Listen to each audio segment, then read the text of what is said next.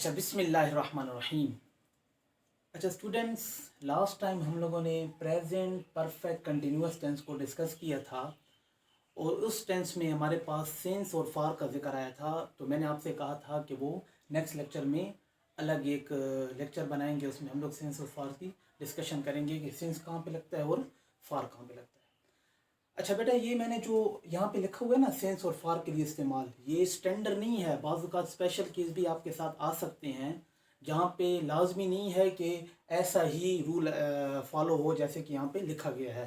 तो मैक्सिमम ज़्यादातर केसेस में ऐसे यूज़ होता है, तो इस वजह से मैंने यह बता दिया है। आप लोगों ने इन चीज़ों को ध्यान में रख के जहाँ पे सेंस लगता है सेंस लगा देना है और जहाँ पे फार लगता है फार लगा देना है। तो देखते हैं बेटा, सबसे पहले लिखा हुआ है सेंस और फार का इस्तेमाल। तो सिंस कहाँ पे यूज होगा? ऐसा टाइम जिसका प्लूरल नहीं बन सकता। कहने का मतलब ये है, जैसे मॉर्निंग है, इवनिंग है, 2008 है, जून है, इनका हम लोग जमा नहीं बना सकते, प्लूरल नहीं बना सकते। मॉर्निंग है तो मॉर्निंग्स ऐसे नहीं लगा सकते, कोई ऐसी चीज़ नहीं है। 2008 का हम लोग प्लूरल नहीं बना सकते। तो जब भी आपके पास प्रेजेंट परफेक्ट कंटिन्यूअस टेंस में या जितने भी हैं past perfect continuous, future perfect continuous tense, इनमें हमारे साथ मॉर्निंग, इवनिंग, 2008, जून ऐसे लफ्ज़ जिनका प्लूरल ना बन सकता हो, ये यूज़ हो रहे हों, तो आप लोगों ने क्या लगाना है? वहाँ पे सेंस लगाना है। मतलब वो 2008 में फलाना काम उसने किया है या जो भी है, इस किस्म की सिचुएशन होगी तो आपने सेंस लगा देना है। ठीक हो गया। अच्छा, फॉर कहाँ पे लगाना है? ऐसा टाइम जिसका प्लूरल बन सकता हो, ऐसी सिचुएशन हो जिसका प्लूरल आप बना सकते हो। जैसे डे है तो डे का प्लूरल क्या है? डेज बना सकते हैं ना प्लूरल। मंथ है, मंथ का प्लूरल भी बन सकता है, मंथ का प्लूरल क्या है? मंथ्स।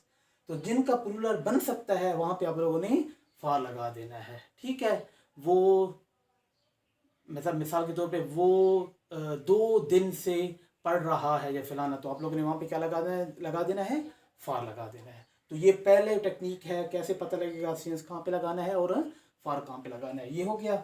अच्छा, इसके बाद दूसरा भी एक तरीका ये है कि कैसे मालूम हो कि यहाँ पे सेंस लगेगा और यहाँ पे फॉर लगेगा। दूसरा तरीका क्या है कि proper time and common time.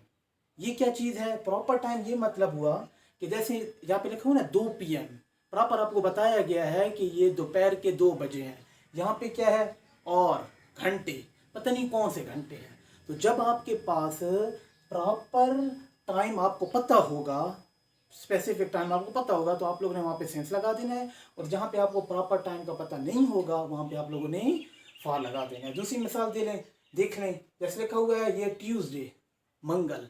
आपको पता बताया गया है, प्रॉपर टाइम का आपके पास जिक्र मौजूद है। और यहाँ पे क्या लिखा हुआ है? डेज लिखा हुआ है। अभी डेज दिन, पता नहीं कौन सा दिन है, पीर है, मंगल है, बुध, जुमेरात है। तो उम्मीद है आपको समझ आई होगी कि कॉमन और प्रॉपर में क्या फ़र्क है। कॉमन ये है कि आप लोगों को मालूम नहीं है कि कौन सा दिन है, क्या सिचुएशन है। और यहाँ पे हमारे पास प्रॉपर टाइम में क्या है? ट्यूसडे लिखा हुआ है, जो कि हमें मालूम है मंगल का दिन है। ठीक हो गया। और लास्ट में ये चीज़ है, एक दो टेक्निक हो गई। लास्ट में ये है कि फॉर जो है वो पीरियड ऑफ टाइम होता है और सेंस जो है वो पॉइंट ऑफ टाइम होता है। तो उम्मीद है ये 3 बातें आप ध्यान में रखते हुए जब भी जुमला बनाएंगे तो आपके लिए आसानी होगी। तो आप जुमले को देखें, उनका प्लूरल बन सकता है तो आप लोगों ने क्या लगाना है? फॉर लगाना है। नहीं बन सकता, सेंस लगाना है। कॉमन टाइम है तो फॉर लगाना है, प्रॉपर टाइम है तो सेंस लगाना है, और पीरियड ऑफ टाइम है तो फॉर लगाना है, पॉइंट ऑफ टाइम है तो सेंस लगाना है। उम्मीद है अभी आप लोगों को सेंस और फॉर का कंसेप्ट क्लियर हो चुका होगा। और अगर फिर भी किसी चीज़ में कोई मसला आता है तो आप लोग कमेंट सेशन में पूछ सकते हैं। शुक्रिया। मेरे चैनल को सब्सक्राइब करना ना भूलिएगा। अस्सलाम वालेकुम।